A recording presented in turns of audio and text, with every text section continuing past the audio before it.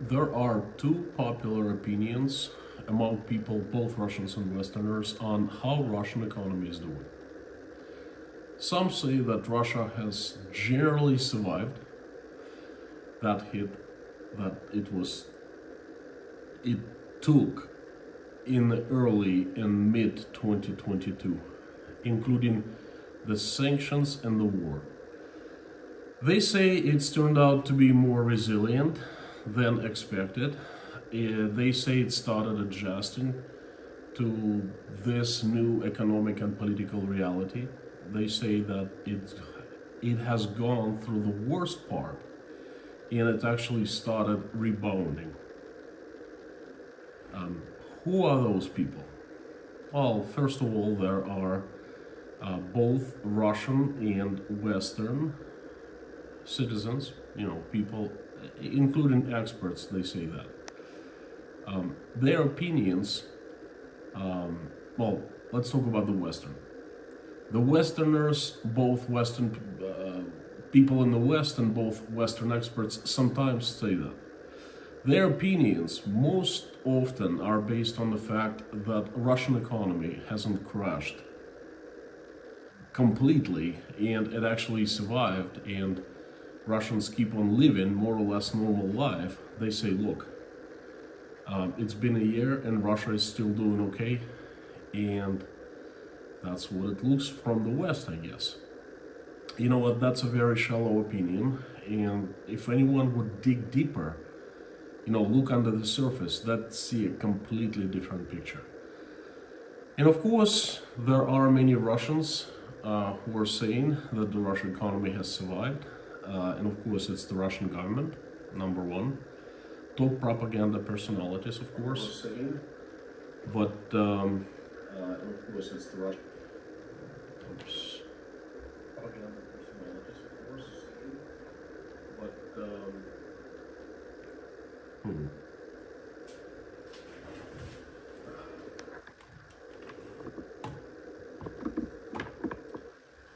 Apologize, seems to be a problem with the sound.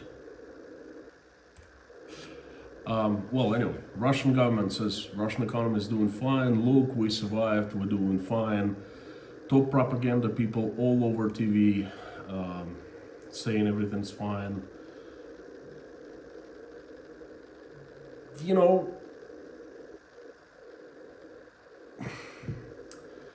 Vladimir Putin and Elvira Nabiulina are among those people who are saying, look, everything is fine, we have survived.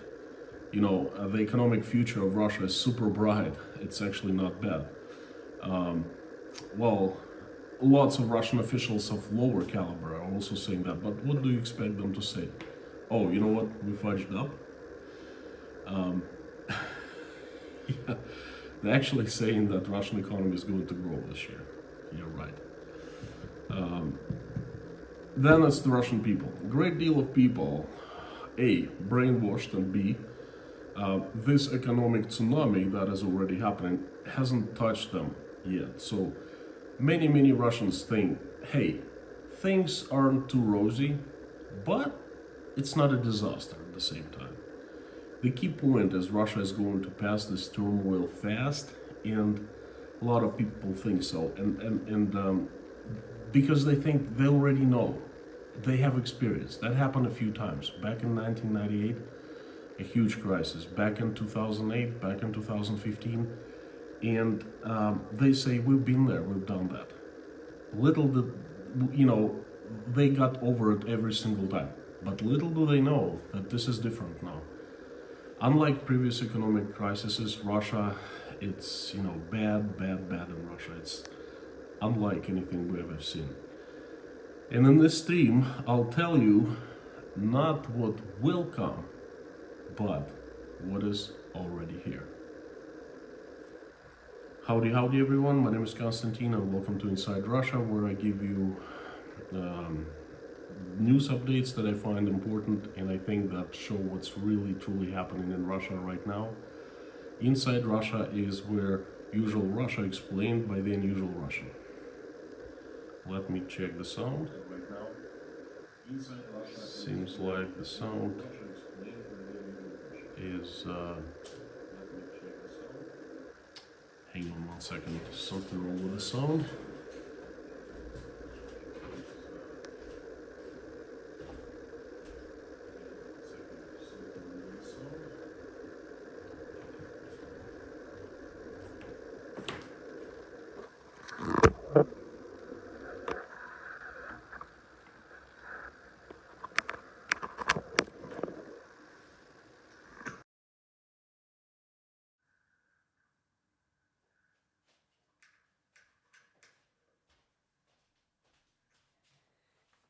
It should be much better now. I apologize. Technical difficulty.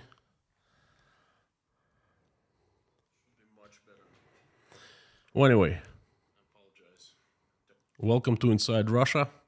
I'm going to be talking about more about the economy. This is part 2 of the series of the stream on Russia's current financial health.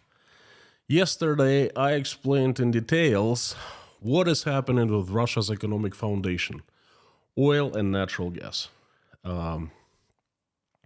If you want to see the details, go watch yesterday's stream. To summarize what has happened with Russia's extracting industry, oil and natural gas in the last month, 11 months, is the worst disaster since Russia started extracting oil and gas. This is disaster of unprecedented scale. But let's look at the economy. What's everything else besides extraction of oil and gas, besides oil and gas, First things first. Yesterday I was telling you about oil and gas in monetary term, and today statistics of physical volume came out. I didn't have that yesterday, and guess what? Russian gas supplies to Europe crashed from 3.2 billion cubic meters per week 2 years ago to about 0.3 billion cubic meters per week now. The collapse is 10 times. Do I need to explain anything further? Hundreds of billions of dollars a year. That's how much Russia is not getting since the start of the war with Ukraine.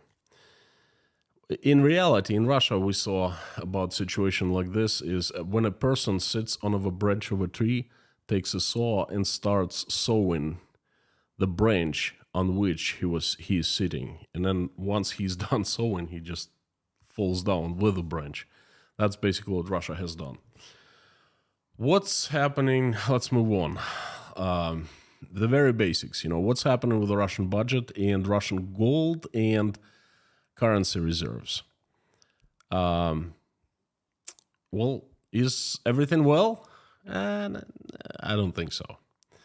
January was such a bad month for Russian budget that there was such a deficit of a budget that the Russian central bank had to sell gold about 4 metric ton. Not much, but this is the first time it has done so in, 15 years. It also sold about 2.3 billion Chinese yuan to cover budget deficit. Enough said and no comments needed. But let's move on and talk about banks, commercial banks. How are Russian banks faring? Is all well? No. In 2021, Russian commercial banks had profit of 2.4 trillion rubles combined. In 2022, they had profits of 223 billion rubles. So the profits fell 10 times in 1 year. If central bank didn't help the banks in the course of 2022, that'd be in the red by about 250 billion rubles right now.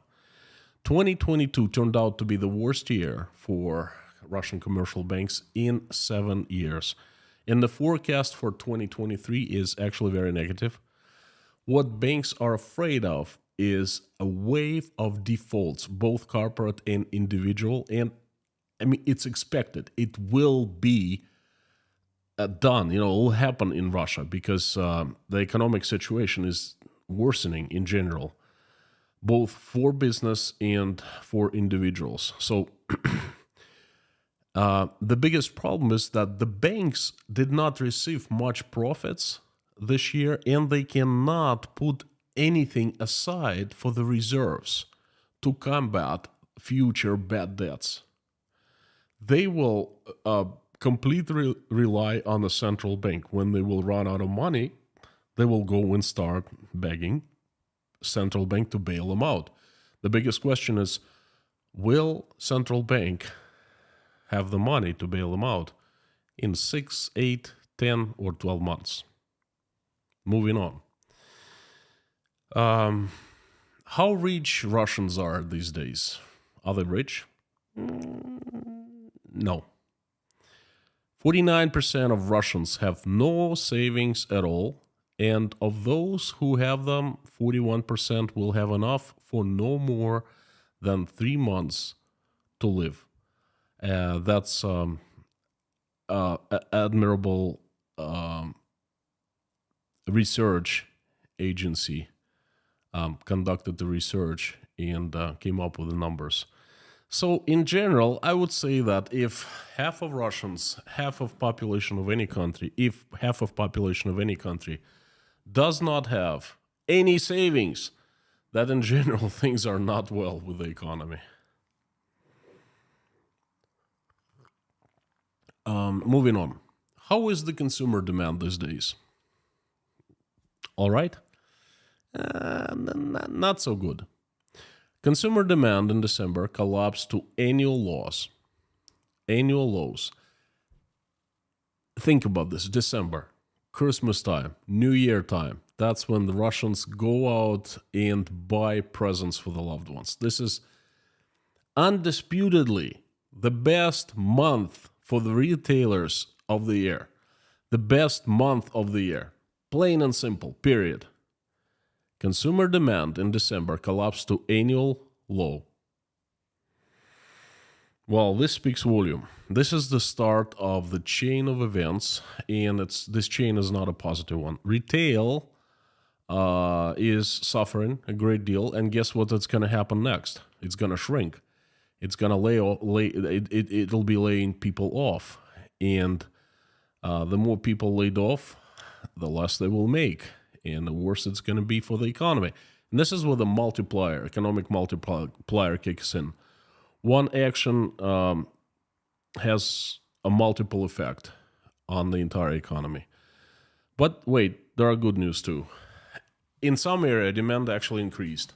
Vodka consumption per capita in Russia increased by 4% in 2022 and amounted to 5.2 liters per person, including the very old people and newborns. Well, obviously, the worse life is, the more Russians drink. That just, what better proof you need to see how Russian economy is doing. Let's move on to the aviation industry. How is aviation industry these days in Russia? Well, not so well. Number of passengers that flew in 2022 decreased from 13 to 25%, according to different experts. Russian aviation has become a bubble. A bubble, I mean, it only works inside Russia because very few planes can fly outside Russia to very few countries. That'd be arrested immediately upon landing because there are sanctions against against Russian airlines from the foreign leasing companies. The airlines are not simply paying, and the leasing companies are claiming the planes back, but they cannot get them back for as long as the planes are in Russia. But once they get out of Russia, immediately. So Russian airlines grounded most of its fleets, and the planes are sitting there. Very few countries that accepted Russian planes, such as Turkey, Sri Lanka, I believe, some other ones. The biggest hub was Turkey. Turkey was a destination for a lot of Russians. So very few countries that accepted Russian planes started giving up on that because they started being pressured by the USA and by the Western countries not to accept Russian planes. And it's becoming increasingly unsafe to fly Russian planes. I mean, Boeings and Airbuses, but inside the bubble because they're very little maintained these days, Small accidents happen often now, like, a hard landing, troubles of engine, the plane did not make it to the destination, had to land unexpectedly in a nearby airport. News like that come out, I would say, every other week or so. It didn't happen before. Another bad news in the aviation is that a few planes were taken out of circulation, so to speak, and left to be cannibalized for spare parts. I mean, folks, this does not happen in a good economy, in a thriving economy, But then let's move on to taxes.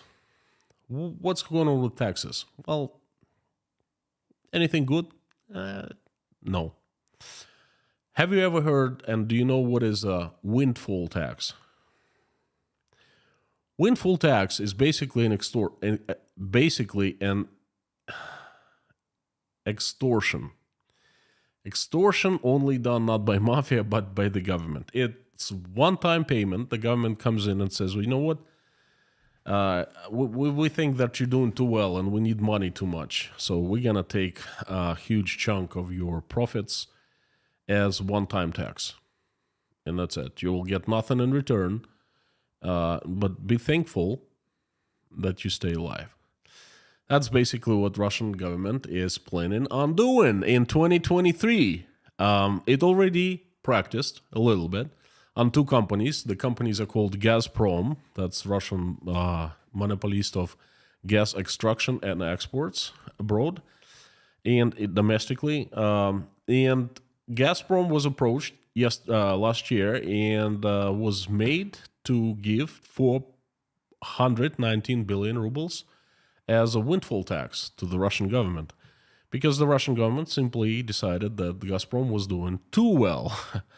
Then another company extracting diamonds, Alrosa, one of the world's largest diamond extraction and creation exporter. Alrosa was approached last year and had 19 billion rubles taken out, just like that, as a windfall tax. But those are large companies that belong to the government. They also, although they have shareholders besides the government, still they're like huge behemoths. But now they are discussing that all companies in Russia, all businesses would be a subject of one-time money confiscation, windfall tax. It's unclear how and when, but as we say in Russia, there's no smoke without fire. I guess we're all doing too well, us who have companies. And, it's just doing too fantastic. So the Russian government comes in and says, well, you got to share. Well, nah, not like that. It's more like they come in and say, you got to pay for protection, Something like that. So that's what about taxes. Now let's move on to a more serious and more life-threatening issue. How's pharmaceutical industry doing? Not so good. In December, Rostov, which is Russian statistics agency, reported a landslide decrease in manufacturing of drugs in Russia. Now, you can live without natural gas. You can use wood to burn and warm you up. That's what a lot of Ukrainians, I guess, doing right now since Russia is bombing and their infrastructure and living without heat, hot water, and so forth. You can live without meat. Basically, to survive, you need like bread, potatoes, and water. I remember those times when we had that in the USSR. So you basically can live without sausages, meat, stuff like that. You basically can live without much of clothing.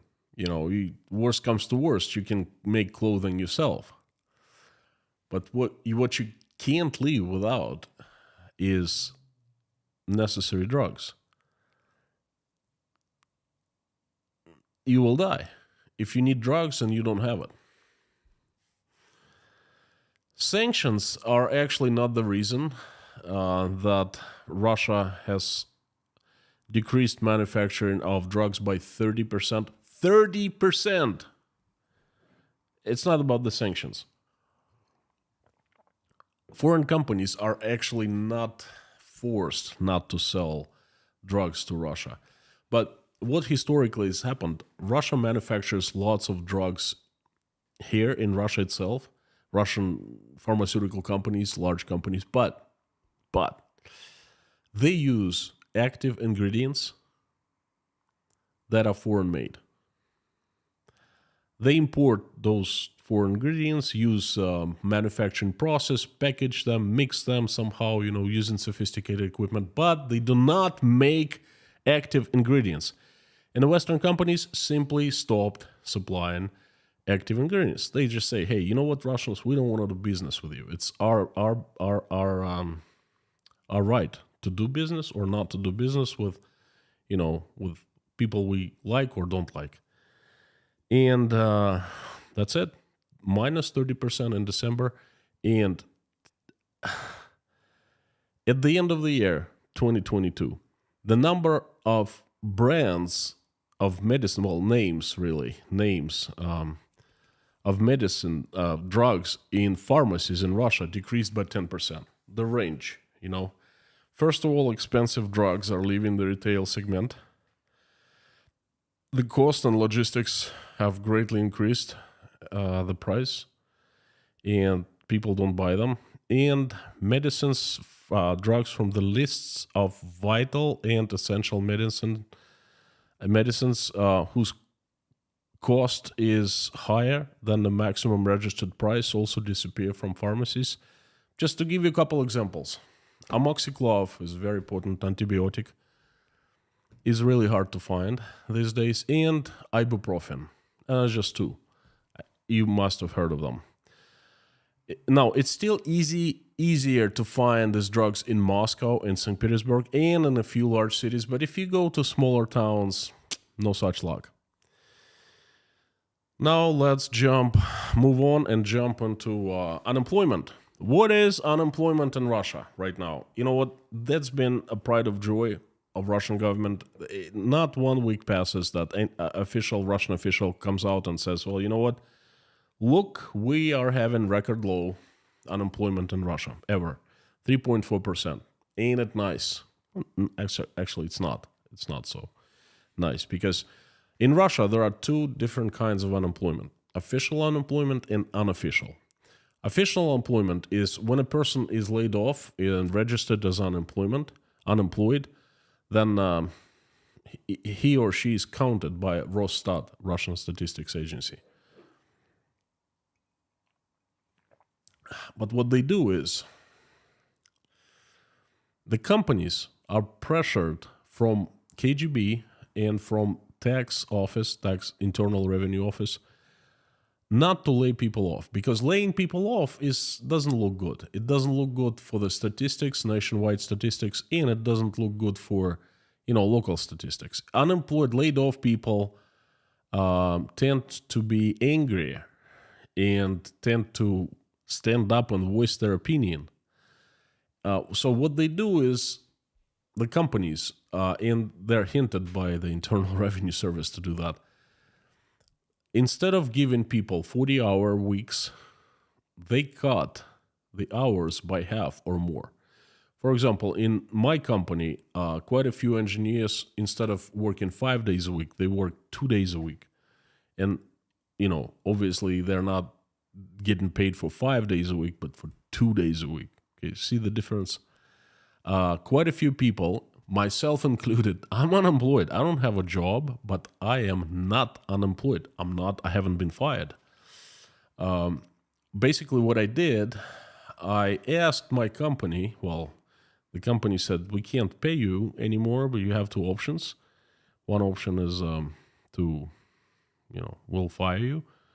Another option is you write a paper saying that you are asking to go to unpaid vacation until the end of the year due to some family reasons. Russian legislation allows that, but for the company, I do not exist financially. They pay me zero, and I create zero value-added product. I add zero value to the product. It means that basically I'm unemployed, but on paper I'm not. And people like me and like others in my situation, they combine to real unemployment, not the official unemployment. And the real one is pretty bad. 5 million people, or around 5 million people, are in fact unemployed. And the real number is much higher than what Russian official statistics shows. That's what's happening with unemployment. How much Russians make these days? Perhaps, the prices have increased, the inflation has gone up. Well, perhaps Russians make more money. They earn more money than they used to. The Rostov just came up with a new data, and income of Russians is lower now than the income of 2013. It's lower by 6.5%.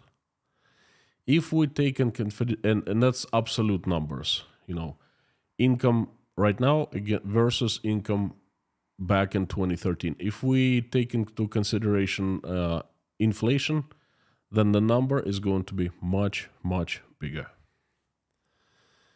Well, my friends, I think that I do not need to go further. The numbers I've given you, they pretty much showcasing of what's happening in Russia in real life. I would like to give you the numbers, the industrial index, the numbers of manufacturing, how they compared by industries. I will do that later because the numbers are not out yet, and I'm waiting for industrial index to be released by the official sources. I'll take the numbers and I will analyze, and I will make a stream about industry by industry, how different industries are doing, and I'm pretty sure they're not doing well either. In general, overall mood in the country, people know, feel, understand something is not right. You can't fool people. You can fool the ones who don't live in Russia. Let's take an example, right? You can watch a video of someone going to a shopping mall and showing around happy people, quite a few of them, doing shopping, and shopping mall open and working fine. And there are stores open in the shopping mall, and the person can claim, hey, everything is fine. Well, in reality, what you have to do is you have to compare year to year how shopping mall was doing exactly at the same year, at the same time of year, like a year before, or 2 years before, 3 years before, and compare the statistics. You need to, let's say, talk to the owners or get statistics from shopping malls, their revenues. How do revenues of shopping malls fare? You also got to know that how many shopping malls closed, because there are quite a few of them.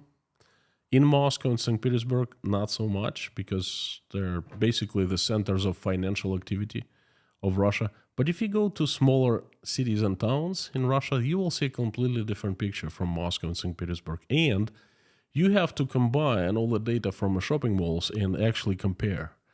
And then, only then, you will have something on your hands.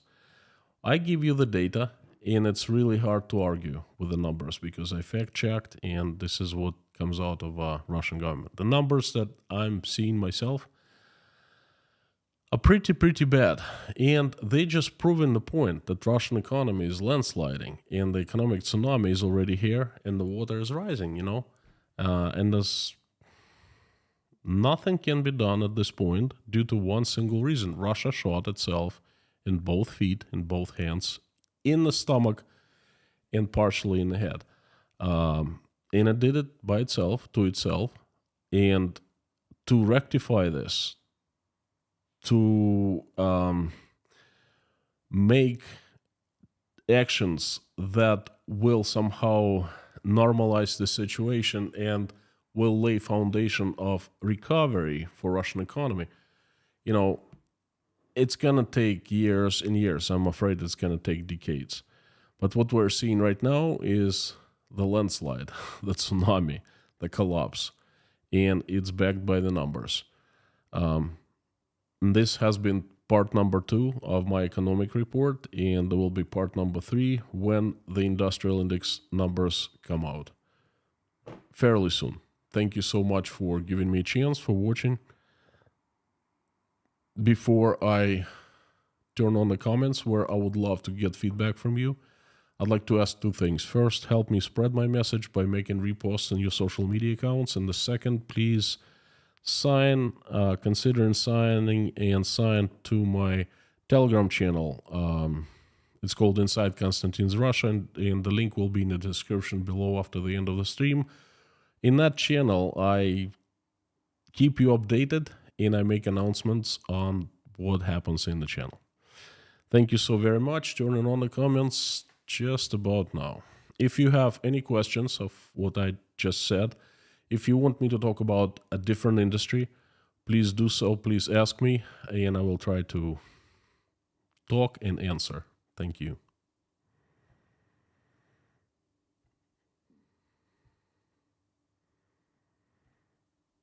Chat is on. Something freaky happened in the beginning of the stream with the sound.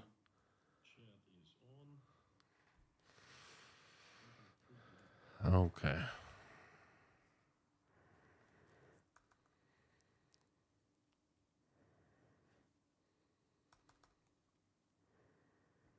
Let me just open chat in a new window and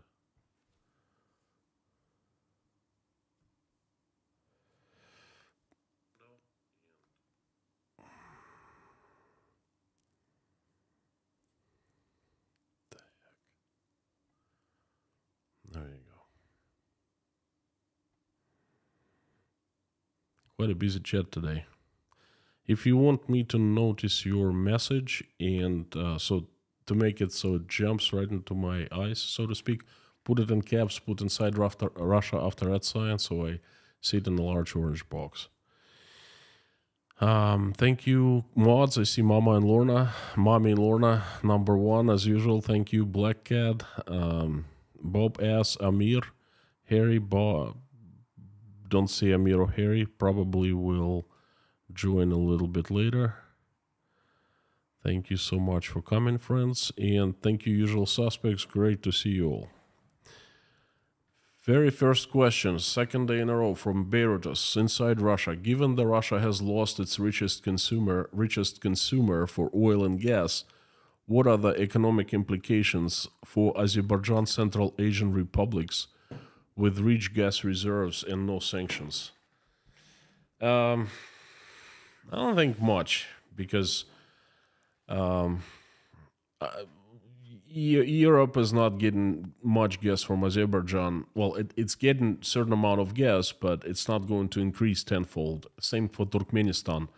And these are 2 rich in gas countries. And Azerbaijan is rich in oil, but not gas. The gas is supplied from Kazakhstan, right? Wait. Kazakhstan has oil pipeline going through Azerbaijan. And I think it has a gas pipeline. So not huge of a difference. Turkmenistan is a very strange country. It's completely closed off for foreigners. It's a huge dictatorship, very ruthless dictatorship, and I think the leadership is enjoying, and it needs it doesn't want to sell more gas. It's selling as much as it needs to already. Thanks for the first super chat from Mototom. Thank you, tip for the club. I hope you saw saw what happened this morning. A guy from Ohio showed up. It was very unexpected. It's pretty cool. He said, I'd like to take a picture with you. And I said, you know what? I would like to take a picture with you. Jekyll N, thank you so much for another support. Thank you so much. Always without message. I think once was with a message, but mostly without message. But your support is message strong enough to me. Thank you so much. Pentium, 100 megahertz, and all the usual suspects. Howdy, howdy. Question from Calvin. It's in the news here that Russia is cutting oil output. That is not true. Is that a smart thing to do when the revenue is so desperately needed? That is not true.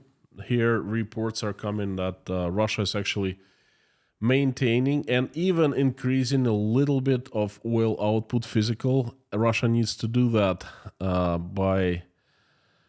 in order to save its oil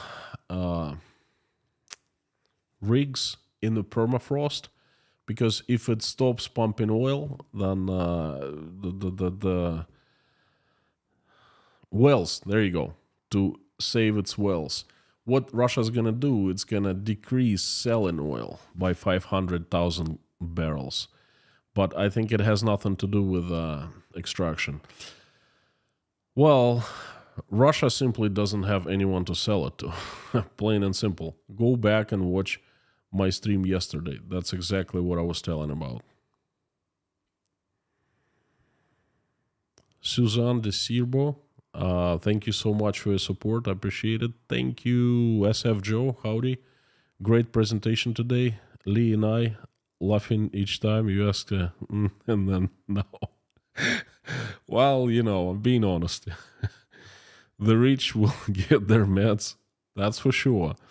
Waiting on store. Yeah. Thank you, Joe. I try to spice it up here and there, Beratus, given Russia's bleak economic future, is there a possibility the government will try to reclaim Central Asia or Caucasus either through coups or force following the current mass mobilization? No. No. Just like I heard an opinion of one of the Russian military general, he said that after this mess with Ukraine, Russian army won't be able to wage a war on anyone for decades. Russia is exhausted militarily, okay? And how is it gonna... I can't imagine. Can't imagine Russia doing anything by force. By coups, very unlikely. I think they tried in Ukraine and look what happened. They're not very bright, those people, in terms of organizing smart things out, in other countries. Kieran Whitefield, thank you so much. I will keep it up. Thank you. I appreciate the support.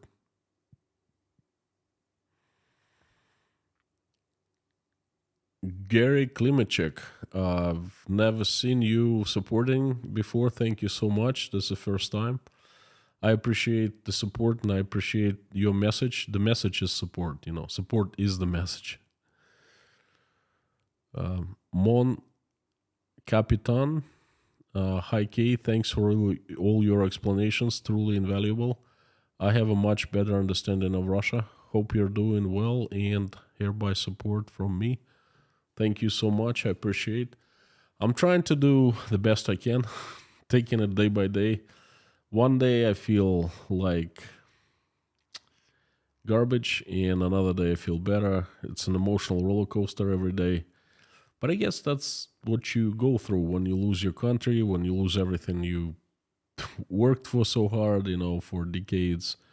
when you lose understanding on the future is and stuff like that. So I guess I'm doing well for the circumstances, considering the circumstances.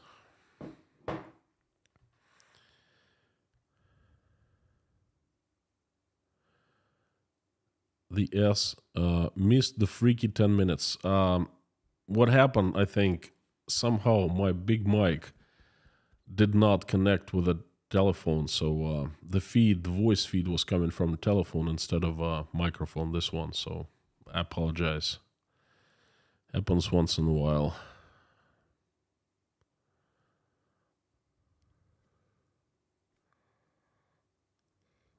I'm just alone here.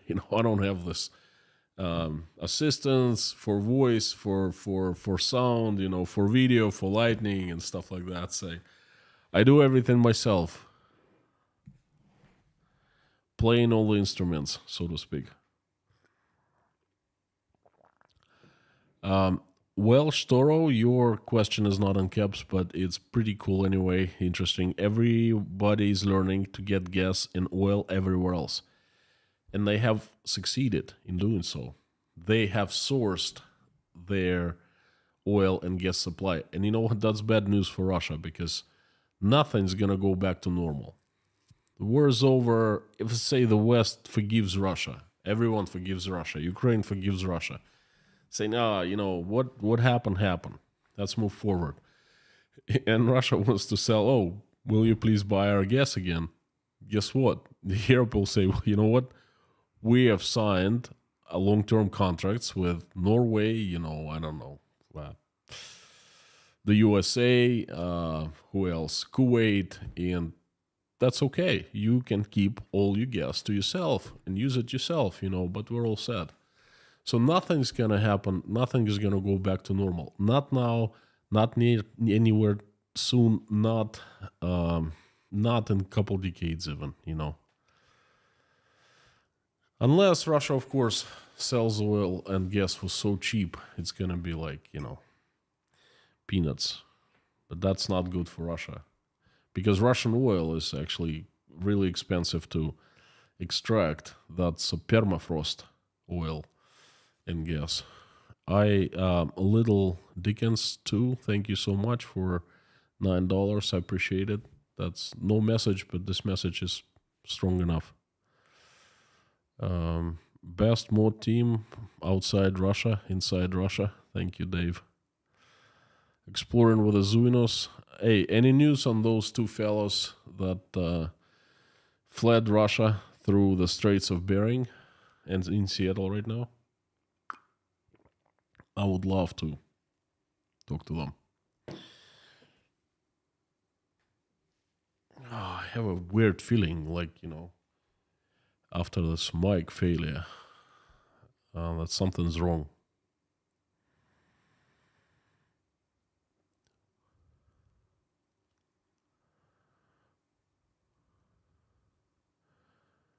Kieran Whitefield, Russia's new friends, Iran, China, Syria, North Korea, pretty desperate stuff. Welsh Toro, no, they are not. Russia claims they're friends, but they're not because China hasn't said once that it's a friend of Russia. Syria depends on Russia because Russia has Syria by, the parts of the anatomy. It has a military base inside Syria. North Korea has distanced itself from Russia. North Korea is afraid for its image if it gets close to Russia. And Iran, if you say that Iran is Russia's friend, you're mistaken. Iran, no one's friend.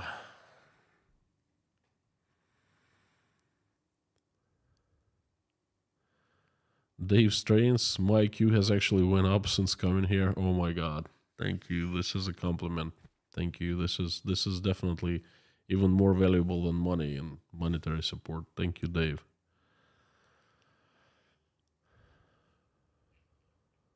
Pamela J, I am in and out chasing dogs. Caps are hard on this device. Okay. You can You can go in not in caps.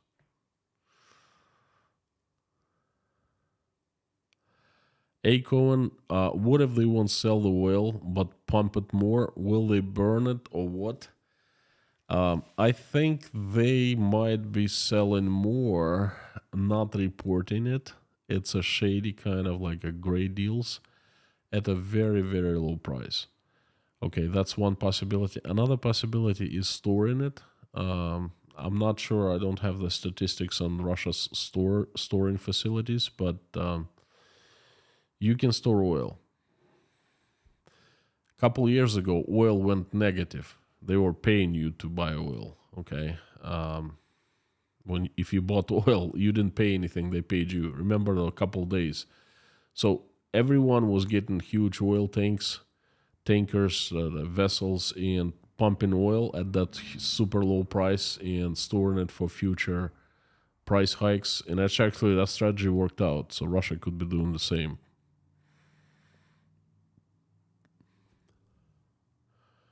Jerry Sartain, I learned something new from you. Thank you so much. That's a very big compliment to me. I appreciate it. Thank you.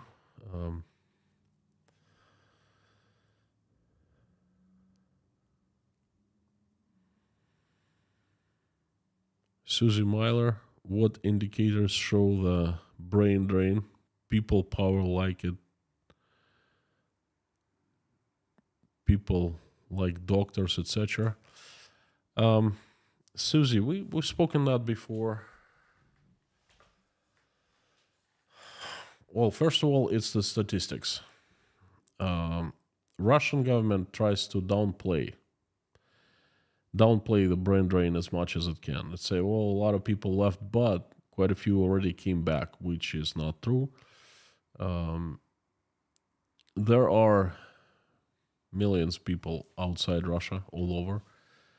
A huge number remains here in Uzbekistan, huge number in Kazakhstan, huge number in Georgia. We just had two bloggers, Natasha of Natasha's Adventure and Dari Step, came from Georgia, and they were telling me that Georgia, the Tbilisi and nearby towns,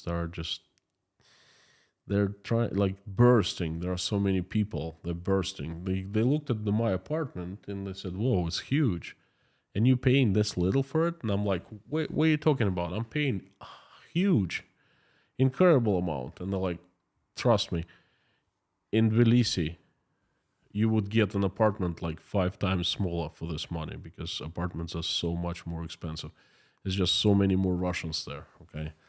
And most Russians here in the breakfast club that I've seen, that I've met all around, I have yet to see one uneducated person.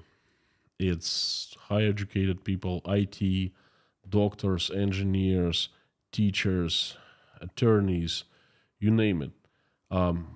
Just in our breakfast club, okay, if you need an advice, you come for breakfast and you will get advice from one of the people around you, because one of the people will be an expert on something that you're looking advice on. This is what, indicator of brain drain to me. I mean, it's what else can I say? It's a disaster for Russia. It's good for people, I guess, who left.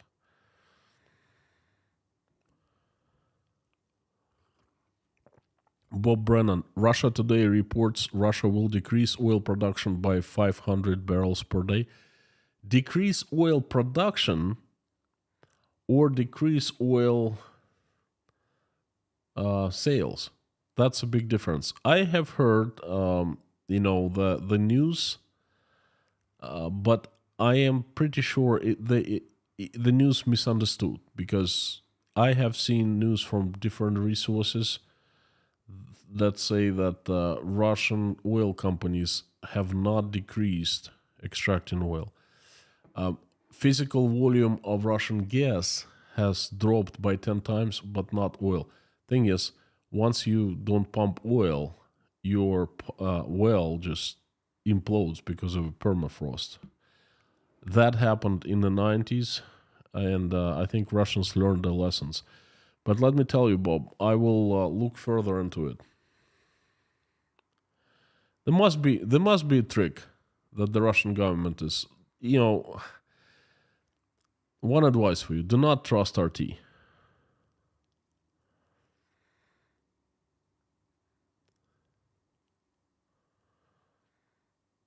Lin, you made me laugh. You said Russia has shot themselves in feet, hands, stomach, head. They overdone it, and they keep on shooting more and more. Yeah, unfortunately, it's a tragedy.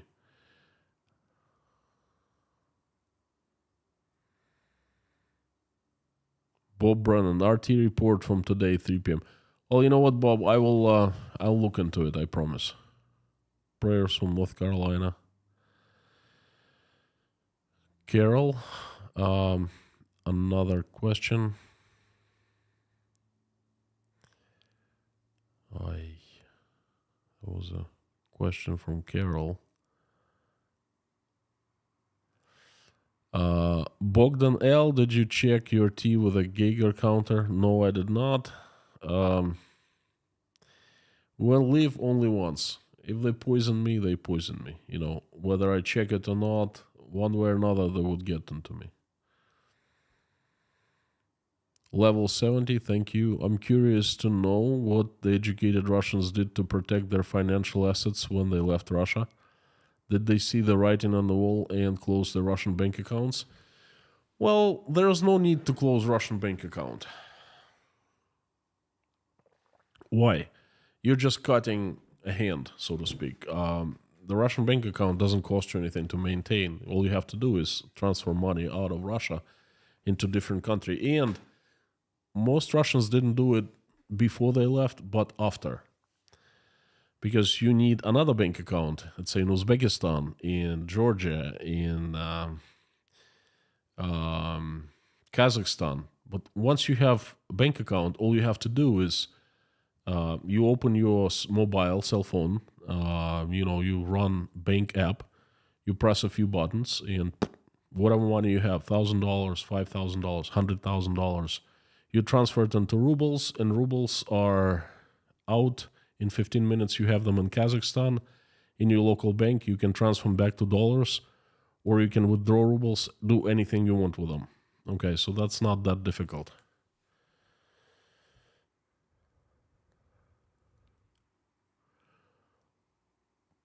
Palm Tree, Kate Burke. Are Boeing and Airbus planes flying around uninsured?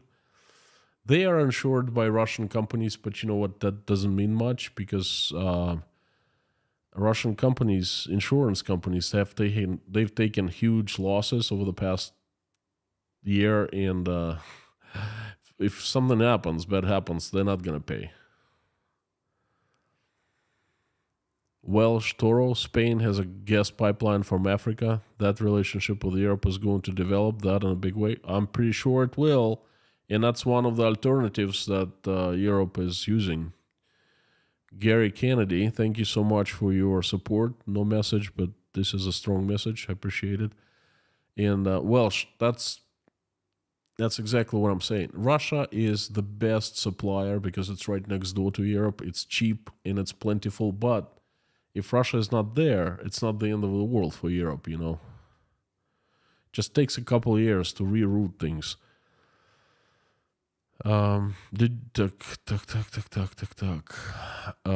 Is Elon Musk shutting down Starlink over Ukraine? I have not heard of it. As a matter of one of our companies in Ukraine has just signed a contract for Starlink and using it. So no, he's just getting started in Ukraine. Welsh, totally agree about Russia's friends. They're not friends, but Russia is so desperate that it's reaching out to them. Russia is so desperate, it's telling everyone, oh, they're our friends, but they're not. They're not. They're like, they're not. But Russia is still like naming, and especially Russia is selling this idea that Russia has so many international friends, like Venezuela, which is not. It sold out to America and made the leader of Venezuela made deal with Americans. He'll be forgiven in the future, I'm pretty sure, but he's gonna give up on Russia. And then the Iranians said no, and well, the drill. But the Russians are being told they are friends, and Russians believe. Little do they know, but they should. Petros, howdy. Konstantin, tell your Russian friends they can still get jobs in the shipping industry if they can get Siemens book where applicable, unless if you plan to stay in Central Asia, Caucasus for long. Thank you so much. We have, believe it or not, but we have a merchant marine from Vladivostok who moved to Tashkent. He has what you say in Siemens book. He's a cook. He's been out in the sea sailing all his life. He's waiting for a contract here. And actually, a couple people, he's in Breakfast Club once in a while, and a couple people ask him for advice how to get into the break into that industry. So thank you so much. It's very valuable advice.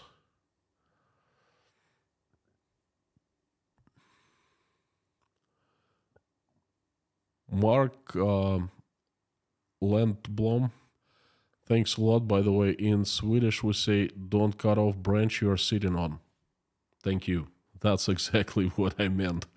Russia, not Russia, but Russian, I don't know, Putin leadership, people around him, they cut off the branch that they're sitting on, and they're falling. They haven't hit the rock bottom, but they're falling down. They're in the process right now. Nicholas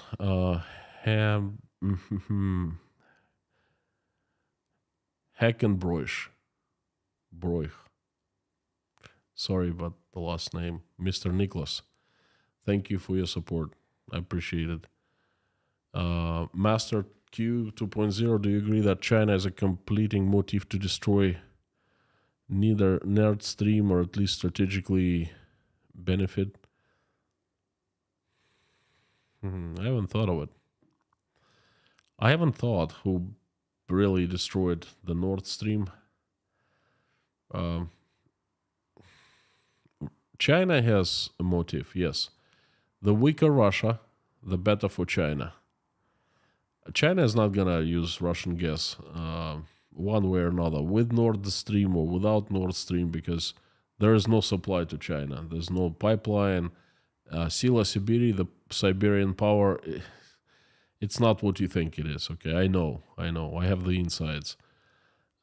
It's basically not working, and the very little gas that they're pumping it's costing more to extract than China is paying for it, because they're long-term contracts with China. So it's actually Russia loses money every cubic meter it supplies to China. But China just wants to have weaker Russia. Riley Beatty, if Putin were to be ousted, would the central government collapse? Absolutely, the very same day. Also, thanks for all the updates. Thank you so much for your support. The Russian government, everything, the system would collapse the very same day. And it will collapse.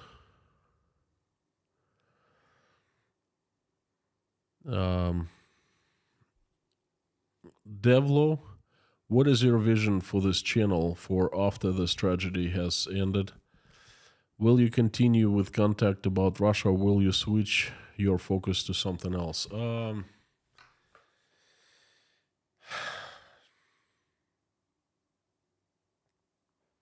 don't get these questions often, I think this is the first time. Devlo, thank you. Great question. I haven't thought of it. Honestly, I haven't thought of it. I'm so focused on Ukrainian tragedy. I'm so focused on what happens in Russia every day. I don't look far. When the tragedy is over, I'll start thinking about that.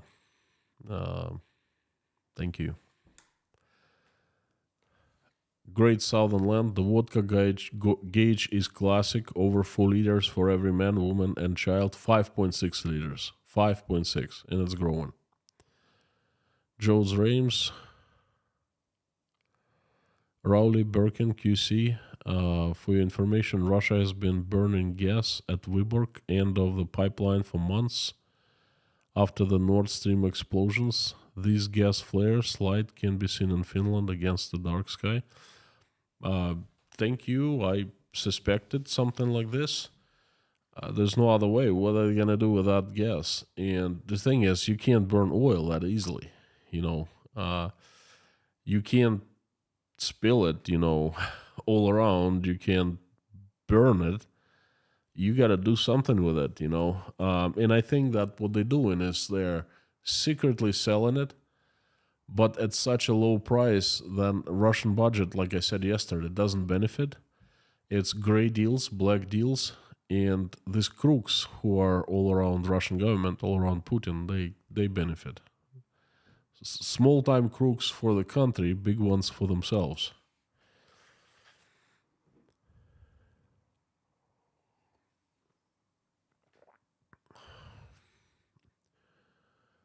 Jewel Atlantis, I don't understand. Russian GDP 70% from natural resources. Instead of EU, now India and China buy those two prices cheaper than production costs sometimes. Why does Russian GDP only fall for like 3.5%? Good question. Very, very sound question. Look, economy doesn't work like something happens overnight. It's like a Titanic. It takes a very long time to get it going, but then it takes a long time to stop it. And even an iceberg cannot stop it, okay? It can scratch and it can cut through the hole, but it cannot stop it, all right? If you start turning the wheel of Titanic, it's gonna take you a very long time before it starts to turn, because this is so much energy accumulated. It just keeps on going. Same with the economy. Russian economy is large. It keeps on selling resources. It keeps on selling metals, not to the usual customers, but to anyone who wants to pay a buck. So it's not like everything has stopped.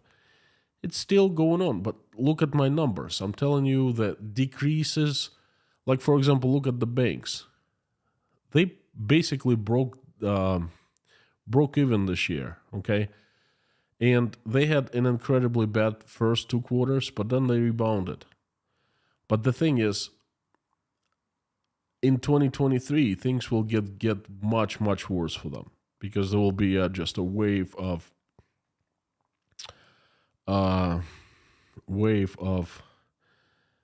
defaults and such. But the thing is, it doesn't happen overnight. That's why. And fall of GDP by 5% is huge, because it's not just the resources, So you wait, give it some time, and you will see Russian economy going down more and more. 70% drop would mean that 70% of everything, of life in Russia would stop, and that's not going to happen. Petros, you can apply electronically for many shipping jobs on internet. You might get interviewed remotely about some jobs. Thank you. Good to know. And I think they're pay well. Eileen, I don't even dare to pronounce your name, I'm afraid. I'm sorry. Thank you so much for your support on the question. I was in Russia in 2018. What a beautiful country, so rich in history also. The people were lovely, especially out in the country, agree. Was surprised by the poverty in the rural area and how little they got from the government. Yep. Very accurate statement. Thank you for your support, and I couldn't agree more with you. There's a question from Jekyll N. That doesn't happen often. Thank you so much. It's like watching a miracle. Will economic hardship finally force ordinary Russian to demand real change? No, no, and no. Let me answer a couple, like Black Cat. How's mom? Mom is doing really good. She says hi. Thank you so much. Let me go back to Jekyll's question. I will come back to that situation with mobilization one more time. Imagine Russian town. Not big one, not small one. Medium size. A gloomy day. Main square. The center, like the town hall type of thing. The center of the town. There are 2 buses. And a few police cars. Mobilization people came.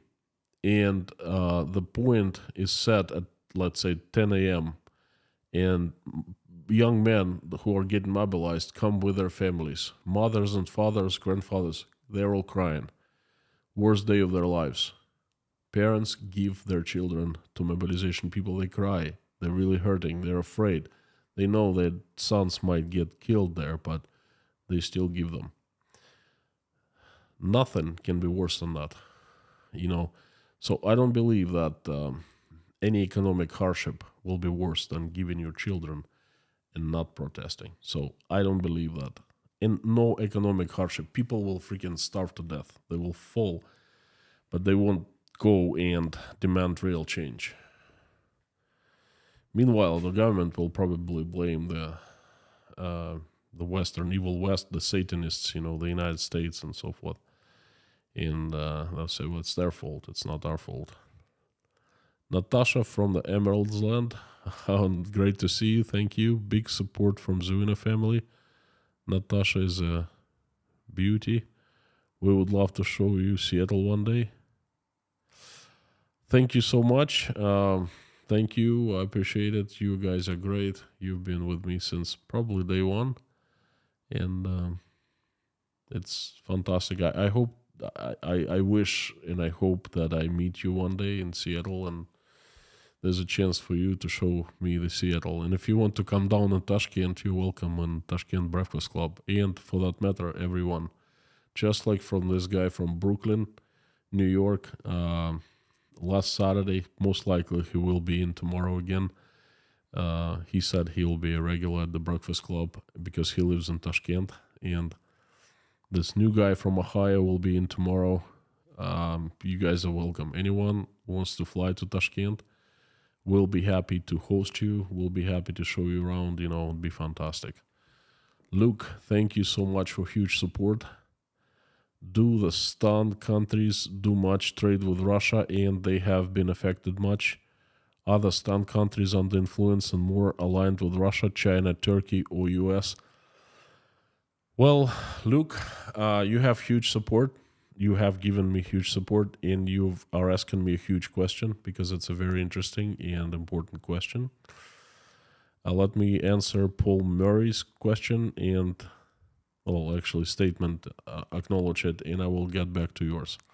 Azerbaijan is increasing gas production for exports to Europe, less than 20 BCM, but every little bit helps. If you're talking about money, that's huge help. $20 is, you know, fantastic. And you're right, Azerbaijan, every single country that has gas except for probably Turkmenistan. Well, I wasn't sure about Azerbaijan, but I take it you're right, you know. Every single country that can supply, there's a new market opened up. It's up for grabs. Hey, everyone's welcome. Everyone, come and sell gas and become richer. Russia? Russia just out of the window. Gosh. And Russia did it to itself. Just crazy. Anyway, back to Luke's question. Do the stunned countries do much trade with Russia and have they been affected much? A few questions here. First of all, they have been not affected much in a bad way. They did not do much trade compared to other countries. Now they do because this is how Russia is bypassing the sanctions. Let's say Apple. Apple had Apple Russian company, and it imported from China real, authentic Apple products. And it paid customs duties in Russia. Okay, what happens now? Apple pulled out of Russia, said, we don't want to do anything with Russia anymore. So it pulled out of Russia, but Russians still willing to buy Apple computers and Apple iPhones and Apple Watches and such. So what happens is entrepreneurial Russians go to Kazakhstan or Uzbekistan, set up a company there, a trading company, and that trading company buys Apple computers in bulk from retailers in, let's say, Hong Kong or China or Taiwan or the USA. And these Apple computers are shipped, let's say, to Kazakhstan. And Kazakhstan does not have a border with Russia because it's a trading union. So that Kazakh company that belongs to that Russian person, or perhaps a local Kazakh, a partner, then next iteration, next step, it ships to Russia, and voila, Russians buy from not from Apple directly, but from some Russians who imported Apple computers. And that happens with everything, including cars. You can buy a brand new Mercedes. It costs lots of money, but you can find it because it's imported through Uzbekistan, Tajikistan, Kazakhstan, perhaps Armenia. That way, the countries have been taken advantage of the situation. Lots of taxes have been generated, and tons of Russians moved capital out of Russia to those countries. Armenian GDP is up by almost 14%. 14%! The forecast was like 0.5 for 2022, but after Russians came, 14%! 14! Think about that. That's how the stands are affected, okay? They're benefiting greatly. Now, next question. Are the stand countries under influence or more aligned with Russia, China, Turkey, US? Different ones have different policies. For example, Kazakhstan was aligned with Russia, but it's breaking its ties with Russia right now. Pretty much everyone is afraid, scared that the Russians will come to their country next, and they're breaking ties with Russia, and they're leaning towards Turkey, China, and or the US. Thing is, Turkey and China right next door, the neighbors. Turkey and China are expanding their influence over the region, the Central Asia. They're doing so much in these countries. They're doing incredible economic development. They're doing so many construction projects. They're giving money, they're lending money to Uzbek government, Kazakh government. They're building infrastructure projects. The USA is nowhere to be found. It's not present here. It's just embassy, that's it. Okay, so they're aligning more with Turkey, China, cutting off their ties with Russia, and the USA is somewhere far away. USA doesn't care about Central Asia, which is a mistake. It should.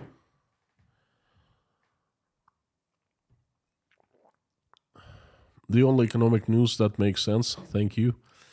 I wish the mic worked a little better in the beginning, but sorry. Julia Dia 007. Thank you so much. I appreciate the support.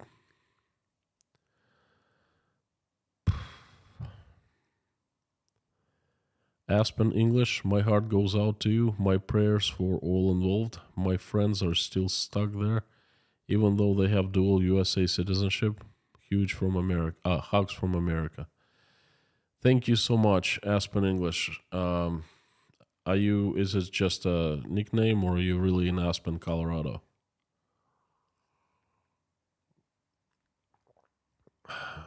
Black Cat, bad as usual. I hope it's not that bad,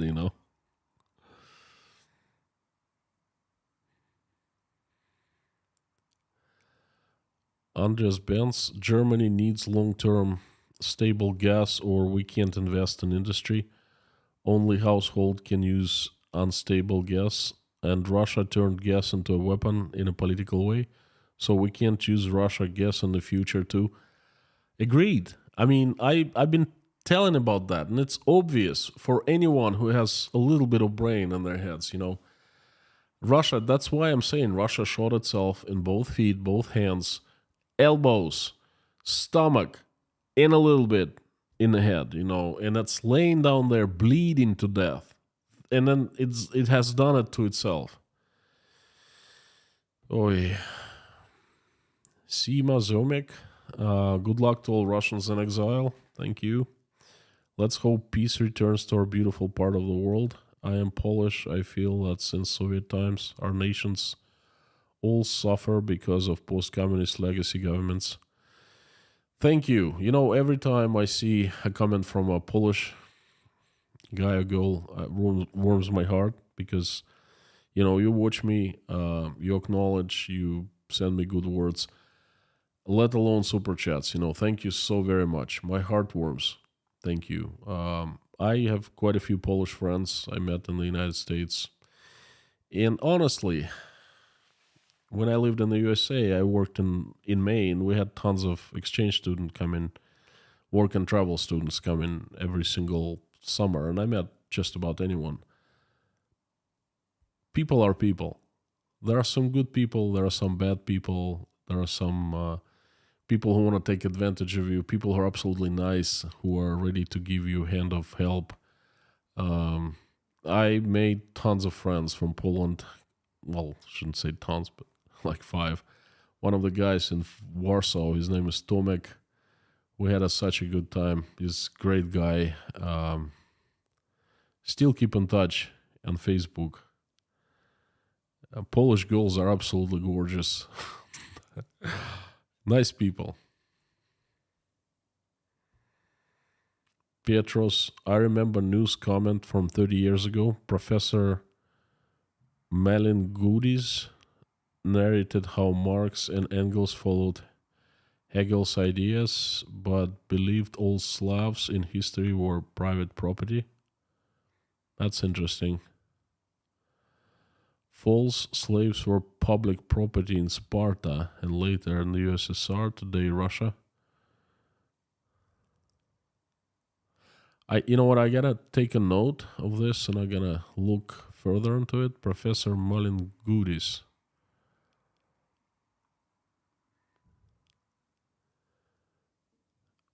I agree that they were public property in the USSR because they were characteristics of slavery back then. Not direct slavery, but still the characteristics were present. Some of them, at least. Payandache, how many Russian refugees in your breakfast club decided to stay in Tashkent? If you find it difficult to answer, please in percentage. Short-term stay and long-term stay. Short-term, people come here, they find occupation. Either they keep on working for a Russian company or they find a foreign company and they're all set for income. They're making money and they're like, okay, we're going to stay in Tashkent for 6 months, for a year. Just why not? And this is a short-term and mid-term stay. Most are like that. I would say about 50%. About 35%, and it's a very rough estimate, 35% go, it's a transit for them. They're looking, as soon as they find a place to go, they go. Sri Lanka, Bali, Argentina, Mexico, the United States, of course, Canada. Every time someone finds a new home or possible shot at finding a new home, boom, they gone, about 35%. And about 15% want to stay permanently. They like it here in Tashkent.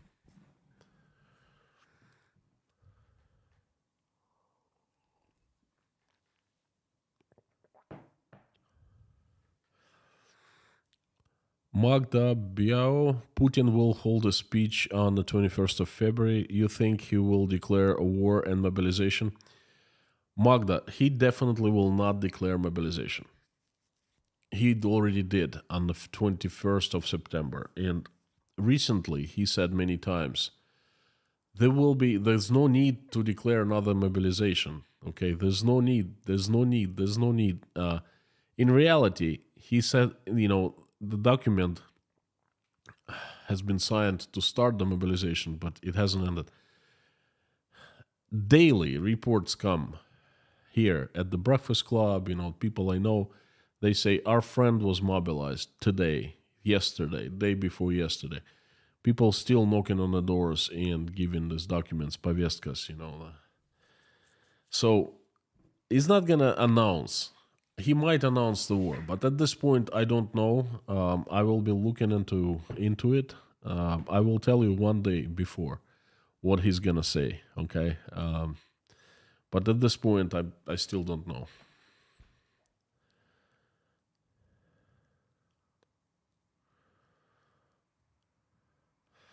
Martin, Latvian. It's a pity Latvians don't give visas anymore to Russians because the real good-hearted Russians like you should always be welcome to my country.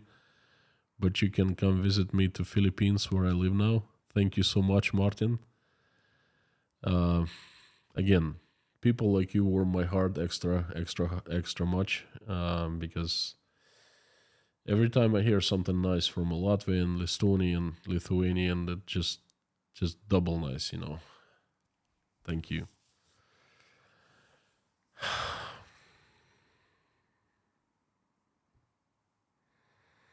Great Southern Land, great informative stream. Thank you for the work. Thank you, my pleasure. Thank you for your support.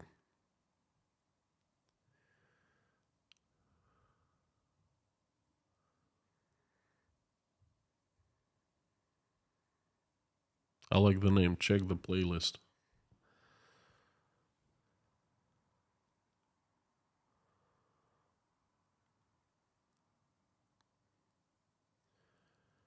Keeper89, there's more people from Poland here, thanks to your everyday message. Oh my gosh, thank you so much. My dear Poles, thank you. Thank you for coming and watching. Trust me, that just makes me grow wings behind my back and levitate a little bit. There is no good or bad nationalists, only good and bad people. You are so right on. You're a good person, so keep going. I will. You can count me on that. No matter what, I show up every day. If I can, if I'm not in transition, if there's electricity, internet, all these things. If my microphone works. Ann Larson, how about hospital care in Russia? Staff and etc. Being ex-nurse myself, I emphasize with Russians in need of medical care. Bad.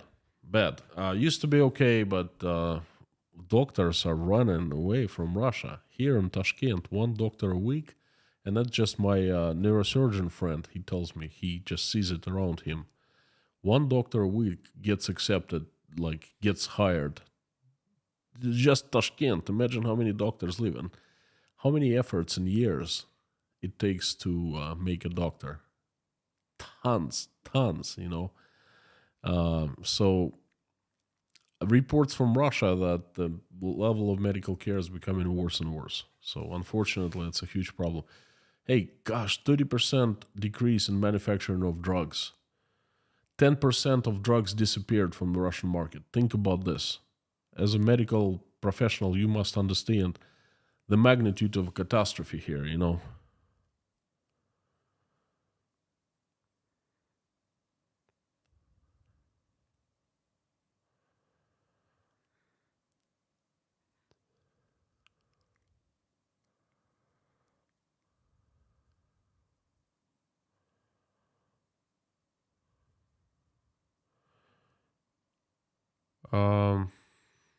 Sophie Bliss, what do you buy from the supermarket for a little slice of home? That's a good one. I don't go to supermarket much. I go to bazaar, local bazaar. I buy lots of chicken these days. I buy buckwheat, rice. But that's not like, you know, food doesn't do me good in terms of it doesn't give me a little slice of home of anyhow, you know.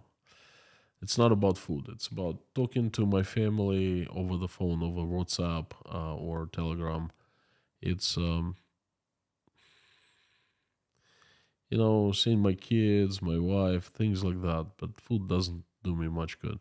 When I actually went to Dubai, I had so much food that I hadn't seen in years, in decades. The last time I saw in the United States, went back in 2012, something like that. Anyway, so that was quite a few types of foods that I bought that reminded me of the USA. But here is different food, and here is pretty good in itself, you know. What lessons has Putin learned from Stalin, if any? None. Putin has his own way, which is very strange. I don't even want to talk about it. WBIN, thank you so much. 15 New Zealand dollars. The only economic news that makes sense. Oh, I already saw reading that. Thank you. Thank you again. Thank you so much. Harry Potman, thanks for no problem, Harry. Great to see you.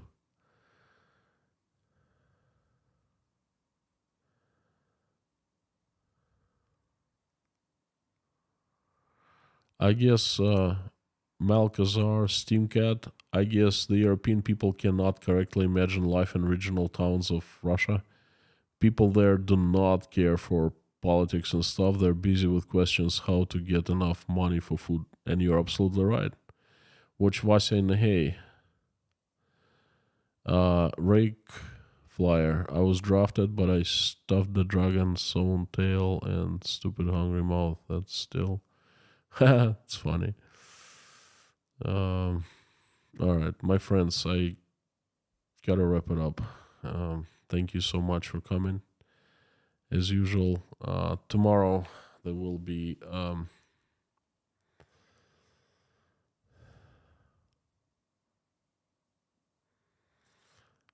Arjan. I will watch. Thank you for the heads up. Mets fan. Thank you. Yes. I don't know if I can survive without tea. I guess I can, but it's gonna be tough.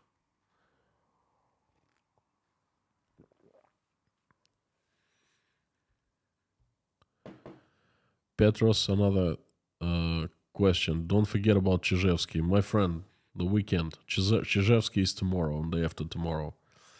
If politicians and doctors knew his theories well, they could handle pandemics and avoid wars better. I believe that. I think that mainstream science has done good, but also has done quite anti-good, Anyway, York Asmussen, thank you so much. And Jason Carney is back. Thank you, Jason. Thank you, friends. Huge support. I really, really appreciate. Please come back tomorrow. There will be a stream at the usual time for sponsors. And Jason has just given sponsorship of this channel to 5 people. Thank you so much from me and from 5 people. So come back tomorrow. I will do, as usual, the private stream for sponsors and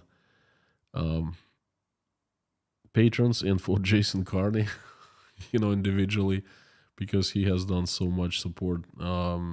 Usual time, 10 p.m. Tashkent. I will do announcement tomorrow. Please, please, please come back. I will pick a good topic. I will tell you how life was organized in Uzbekistan. And it's quite different from what you used. Have you heard of clans? Trust me, it's interesting. So come back tomorrow, 10 p.m. Tashkent time, noon in the United States, 9 o'clock in LA, noon in New York. So please be here. Petros, again, unfortunately, I'll be joining my cruise ship in the weekend, so I won't see you streams. Good luck. Hey, wait a second. Don't leave for good. Come back. Come back when you're back from the cruise ship. Yeah, don't leave forever. Jason, second super chat for today. Thank you so much, my friend. Thank you from me and from Natasha. I don't know if there anything I can do for you. If I can, just email me. I would go an extra mile to say my thanks for the support. Thank you so much. My friends, I am wrapping up and incredibly tired and incredibly sleepy. Slept for 3 hours last night. My sleep is really messed up. So I gotta go to bed now. But I delivered everything 100%. So let's please join to pray with me, and let's wish good to people. Let's hope that our prayers will work and someone will get something good out of it. Thank you so very much. My dear friends, let's do it.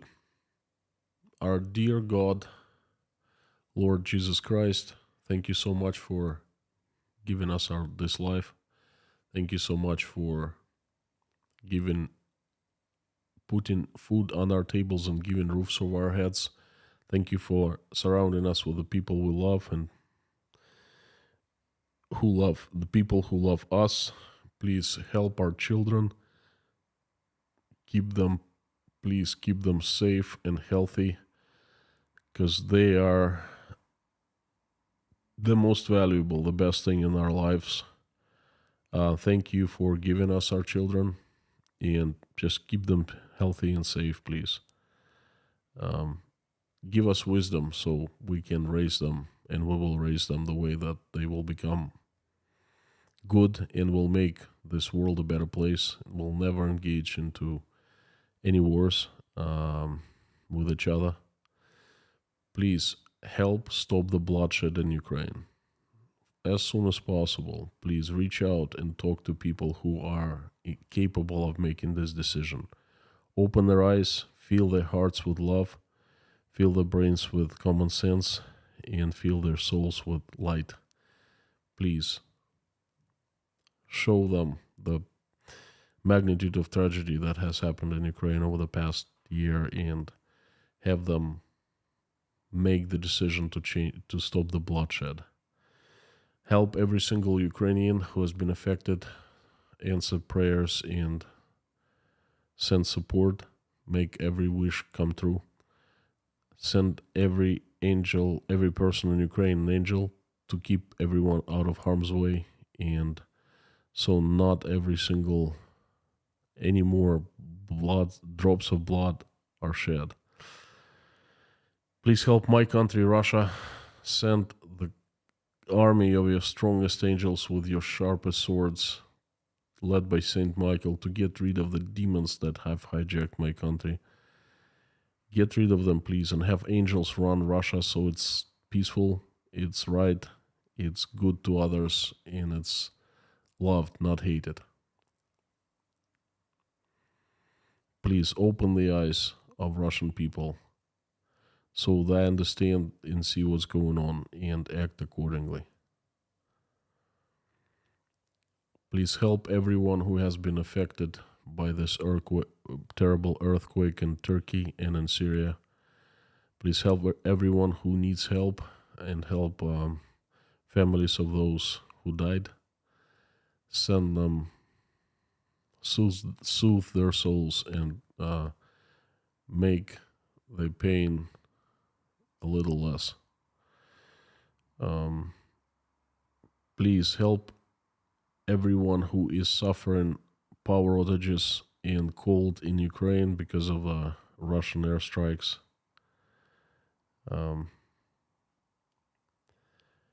Please send love to every single person suffering right now there, and send your angels to help out, send warmth, send love, send people to fix the substations and the power plants as fast as they can.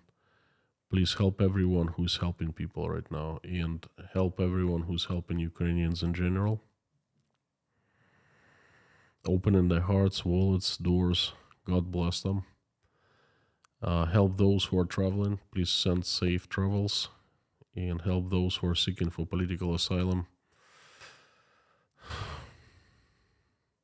Send help their way, please, and open the doors for them. Please send us peaceful skies, because there's two things that we value the most in our lives, but we don't understand it until we lose it. It's the health and safety of our children and the peaceful skies above our heads. Please have us keep it both, have our children be safe and healthy, and the skies be peaceful above us. Please help the hungry, the homeless, the jobless, the ones who are struggling with faith, and the sick. Send your love, send your miracles, and surround them with light. I'm asking for pregnant women who are deciding whether to keep their babies or not right now. Reach out to them and talk to them so they make a right choice. Thank you so very much for this community. Thank you for bringing us all together. Thank you for bringing us here every single day. Thank you for allowing us to pray together. Please help everyone who is praying or just watching us pray. Answer their prayers and make their wishes come true. I would like to ask you for some people who need your help. They are Albina Fell, Pamela J., Michael Yukon, Life, Wayne, Shirley, Debbie, Jen Allen, Finola, Lars Henrik's mother, Amanda, the Highwayman, Essie from the Scottish Isles, Outlander family, Chorice family, David Porter, his wife and daughter, and all people in Chernovtsi, Ukraine, Lars,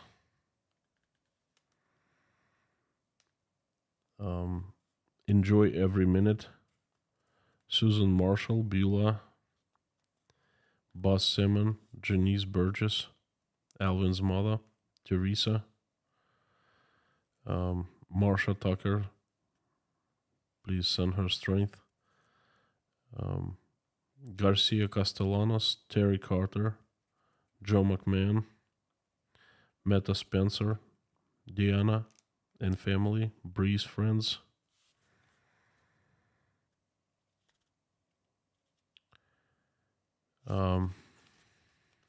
Elena, Natasha, Jake, Michael, Oля, Dasha, Sky, Bonnie, Galina, Igor, Janine, Michael Milkevitz, Marlene, Paul Beans, Richard, Mallory M., Dirk Misler, James Rhodes, Terry, Brittany S., Hannah and her children, Richard Burris, Angelica at Life, and Scan family's grandson, Grace, Barb, Randolph, Nelly, Arkady, and Yuri in Mykolaiv, and everyone in Mykolaiv. Harry's family, Merlinda's niece, Jan James,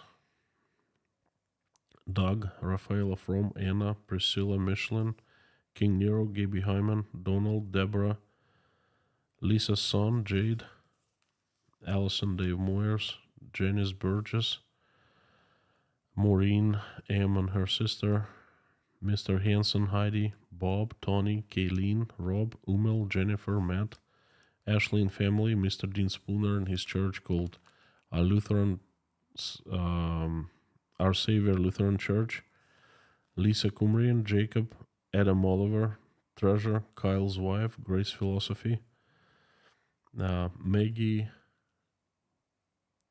Carmen's sister, Vladislav and father Sergey, Susie Myler, Gina Wayfarer, EMS paramedic, Liz,